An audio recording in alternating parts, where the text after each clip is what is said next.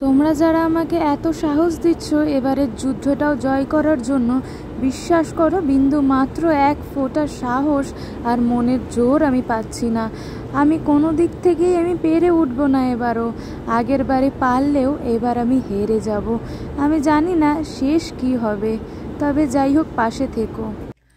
ঘরের অবস্থা দেখতেই পাচ্ছি, জলে জল হয়ে গেছে পুরো, এখনো জল পড়ে যাচ্ছে। আর এই খাটে তো শোয়া যাচ্ছে না রাত্রেবেলা, যাওয়া কষ্ট করে খাটটা একটুখানি হালকা খাটটা একটুখানি সরিয়ে আমি ওই নিচে যে ম্যাট্রেসগুলো ছিল সমস্ত কিছু নিচে পেতেছি এই যে। কিন্তু এখন হচ্ছে গিয়ে বাইরেটা ম্যাট্রেসটা পাততে হয়েছে। ম্যাট্রেসটা এখানে পাতলাম, পুরো ভিজে ভিজে পুরো চুপচুপ হয়ে গেছে। জলের ঘরের অবস্থা দেখতেই পাচ্ছ, এখনো জল পড়ে যাচ্ছে। এখন ঘড়িতে বাজে 11টা, কি বলবো, এনার্জি তো পাচ্ছি না। আমি জল পড়ছে এক ফোঁটা এক ফোঁটা, অসুবিধা নেই। এক ফোঁটা এক ফোঁটা জল পড়ছে, অসুবিধা নেই। তোমার হচ্ছে গিয়ে যা জল পড়ছে একটুখানি বাজে জামা কাপড়গুলো কাচা, যেগুলো কাচতে হবে সেই জামা কাপড়গুলো রেখে দিই। ও বাবা, সেগুলো ভিজে চুপচুপ হয়ে গেছে। এই দেখো চুপচুপ হয়ে গেছে খাটের ওপরে, নিচেও দেওয়া হয়েছিল, সমস্ত কিছু একবারে লম্বা হয়ে গেল। আমি না, এত করলে হবে না। তারপর কারেন্ট ছিল না, সমস্ত কিছু বাইরে বের করলাম। মানি তো ঘুম থেকে উঠে গেছে অনেক সকালবেলা, এখনো ঘুম পাচ্ছে। রাত্রেবেলা ঠিক করে ঘুম হয়নি, এই জল করবো না ঘুমাবো। এখন 11টা বাজে, এই জাস্ট উঠলাম। এখন মানিকে একটু খেতে দেবো, আমিও খাবো। জল তো এখনো পড়েই যাচ্ছে। সেই কালকে ভোরবেলা থেকে বৃষ্টি স্টার্ট হয়েছে, এখনো পর্যন্ত বৃষ্টি কমেনি। যদিও এখানে একটা সাইক্লোন বাগেরা কিছু একটা আসতে চলেছে, আমি ঠিক জানি না, তো আসতে চলেছে। তো এখনো জল পড়েই যাচ্ছে, এই দেখো জল পড়েই যাচ্ছে, এখনো জল পড়েই যাচ্ছে। আর তাও এই যে সানসেটটা করা রয়েছে বলে এইখানটা এই ট্রলিটা রাখা হয়েছে, আর খাটে তো জল পড়েই যাচ্ছে। আর ম্যাট্রেসটা তো তোমার আম্মাও দেখতে চলে এসছে, ম্যাট্রেসটা তো পুরো ভিজে গেছে, পুরো জলে জল হচ্ছে। এখন দেখা যায় কি করা যায়, তাই আম্মাকে খবর দিলাম। এখন চলো আম্মা দেখি কি বলতে এসছে। আম্মা আসলো, আম্মা এসে এই যে খাট এই দিকটায় ছবিটা সরাতে বললো, যদি সানসেটটা রয়েছে সানসেটটার তলায়, বাট এখানেও তো জল পড়ছে। এখন দেখা যাক, দুটো ম্যাট্রেস যেহেতু, একটা পুরোপুরি পুরো ভিজে গেছে আর একটা আপাতত শুকনো রয়েছে, একটার মধ্যে হয়ে যাবে, আমরা তো শুতেই পারবো। কিন্তু কথাটা হচ্ছে গিয়ে চাদর তারপর কম্বল সমস্ত কিছু ভিজে গেছে। রাত্রেবেলা যেই ঘুমটা একটু গভীর হয়েছিল তখন একবারে হুড় করে জল পড়েছে, পুরো একবার সব ভিজে গেছে, বুঝতেও পারিনি। এখন কী করবো জানি না। চলো দেখি, মানিকে একদিন খাওয়াই, তারপর আমিও খাই। চলো, আর মানি তো এখানে রয়েছে, চলো তাহলে। বিশ্বাস করে বুঝতে পারছি না যে কোন মুখে তোমাদের সামনে আসবো, কিভাবে আমি ভিডিওটা স্টার্ট করব।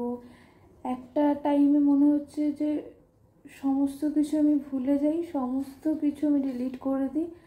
আমি চাই না, আমি যেই প্রথমবার যেই জিনিসগুলো ফেস করেছি, আমি দ্বিতীয়বার আমি চাই না যে সেই সেম জিনিসগুলো আমার সাথে আবারও হোক। অবভিয়াসলি ফ্যামিলি রয়েছে, সূর্য মা রয়েছে, কিন্তু তারপরেও অনেক কিছু ফেস করতে হয়েছিল আমাকে ফার্স্ট টাইমে, কিন্তু আমি চাই না সেকেন্ড টাইম এরকম কিছু আমার কারণে বাড়ির লোককে ফেস করতে হোক। তো এক নিমেষের জন্য বিশ্বাস করো, এই অন ক্যামেরায় বলতে ইচ্ছে করছে যে মনে হচ্ছে আমি সত্যি নিজে কিছু করিনি। নেহাত মানি রয়েছে আমার সাথে এখন। আমি জানি কারোর জন্য কখনো কোনো কিছু ঠেকে থাকে না। আজকে যদি আমি ডেলিভারি রুমে ওটিতেই যদি কিছু হয়ে যেত আমার, তাহলে কি আমার মেয়ে মানুষ হতো না বা বড় হতো না? তো অবশ্যই হতো। ভগবান পাঠিয়েছেন, উনি রাস্তা দেখাবেন। তো আমার এই জায়গায় এসে আমার মনে হচ্ছে আমি নিজে কিছু করিনি। বিশ্বাস করো, আমি কিভাবে তোমাদের সামনে ক্যামেরা ধরে কথা বলছি, ক্যামেরার সামনে আসছি, সে একমাত্র আমি জানি। বিশ্বাস করো আমি জানি। এতটা কষ্ট করেছি ফার্স্ট টাইমে, আবার এসে এতটা কষ্ট করতে হবে, আমি সত্যি বুঝতে পারছি না কি করব। আমি নিহাত মানি রয়েছে আমার সাথে, তাই নাহলে আমি বিশ্বাস করো, সূর্য আমাকে প্রতিনিয়ত দিব্যি দিচ্ছে যে এইসব কথা মাথায় আনবে না, এই ওই, কিন্তু আমি আমার মনকে বোঝাতে পারছি না, বিশ্বাস করো আমার মনকে বোঝাতে পারছি না। আমার যে কী অবস্থা সে একমাত্র আমিই জানি। সত্যি বলছি, বিশ্বাস করো একদমই ভালো লাগছে না। আর যেহেতু ঘরের এই অবস্থা, আর মানি শোনা একা ছোট মানুষ ঘরের মধ্যে কতক্ষণই বা খেলবে, ভালো লাগছে না, খালি ঘুরছে ফিরছে, মা ভালো লাগছে না। ওই কারণে মানিকে একটু ওদের ঘরে দিয়ে আসলাম, ওরা ঘরে বসেই খেলছে। পাপ্পু মশিকা খেলনাগুলো দিয়ে আসলাম, ওরা ঘরে বসে খেলছে আর আমি বসে রয়েছি। এখন প্রায় 11:30 বাজে। আর রান্না কি করব, ওই ভাত করে নেবো, তাই ভাবছি যে বসাবো কি বসাবো না। আমি না খেলে মানিকে তো খেতে দিতেই হবে। ব্যাগে করে ভাগ্যিস মানির বই খাতাগুলো আমি সাথে করে নিয়ে এসেছিলাম। মানি শোনা অনেক কিছু প্রায় ভুলতে বসবে নয়তো আমার এই রোগের কারণে।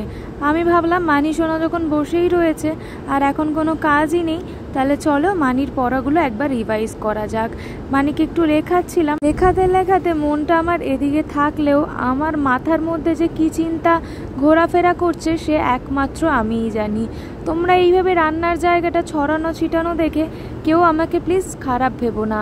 আমি একা মানুষ, আমি যেমন ভাবছি আমি তেমনভাবেই তাড়াতাড়ি করে রান্না বান্নাটা করার চেষ্টা করছি। কি করব, এরকম ঘরেই আমাদেরকে থাকতে হচ্ছে, যেহেতু এই ঘরটা অনেকটাই বড়। আর এখানে আমি যতবারই আসি ততবারই অনেক সাপোর্ট পাই এই মাগা দিদি নান্দু ভাইয়াদের। তো আরও একটা দাদা রয়েছে, সেই দাদার। তো এখন মানিকে নিয়ে এখানে ওঠার সেই একটাই কারণ, তাহলে আমার এখানে টাকা দিয়েও শান্তি হচ্ছে না, তাও এখানে কেন রয়েছি তোমরা অনেকেই জিজ্ঞাসা করেছো। আসলে এটা ঘরের মধ্যেই সমস্ত কিছু, আমাকে আর বাইরে বেরোতে হচ্ছে না। অন্যান্য লজে অনেক প্রবলেম হয়, ম্যানেজারদের অনেক কথা শুনতে হয়, সে কারণে আমি এখানেই যতবারই আসি আমি এদের বাড়িটাই থাকার চেষ্টা করি। রান্নাবান্নার ঘরের অবস্থা দেখে তোমরা একটু এগুলো ইগনোর করো। আমি একা মানুষ, মেয়েকে সামলাবো না এই ঘরের জল করব, নাকি আমি তোমাদের সাথে সবটা শেয়ার করব। বাইরে দেখো ওয়েদারটা একেবারে ম্যারম্যার হয়ে রয়েছে, কি করব, জল বৃষ্টি হয়ে ঘরের মধ্যে ঢুকে গেছে। এই ঘরটাতেও জল পড়তো, আমার আগে জানা ছিল না। আমার চোখ মুখের অবস্থা তোমরা দেখে বুঝতেই পেরেছো। মুখ চোখটা দুদিন ধরে সূর্যও বলছে অনেকটা ফোলা ফোলা লাগছে, বুঝতে পারছি না ঠিক। এখন ঘড়িতে বাজে 8:30, মানে রাত হয়ে গেছে। আর আমি মানি এখনও এখানেই রয়েছি, জল রয়েছে আর মানিকে এখানে ঘুম পাড়িয়েছি আর ওই পাশটাতেই রান্না করছি রয়েছি মানিকে নিয়ে। আর ঘরটার তো অবস্থা তোমরা দেখতেই পাচ্ছ, এখনও জলে জল, কন্টিনিউয়াসলি জল পড়েই যাচ্ছে। তো এখন ভাবলাম যে মানি যেহেতু ঘুমিয়ে গেছে দুধ চকোস খেয়ে, ওই কারণে ভাবলাম যে গিয়ে একটুখানি অল্প করে ভাত একেবারে ফেনা ভাতের মতো করে খেয়ে নেবো রাত্রেবেলা। আর কিছু তেমন রান্না করতেও ইচ্ছে করছে না, যেহেতু পুরো ঘর জলে জল হয়ে গেছে, ম্যারম্যারে করছে, মানে শরীরটা এত খারাপ লাগছে এইসব দেখে। আরও কেমন গা ঘিনঘিন করছে, বর্ষাকালে কেমন হয় না, তো কেমন একটা লাগছে। যাকে কিছু তো করার নেই, এরকমভাবে একটু ম্যানেজ করে থাকতে হবে। বৃষ্টির সময় একটু প্রবলেম হয়ে যায় এখানে।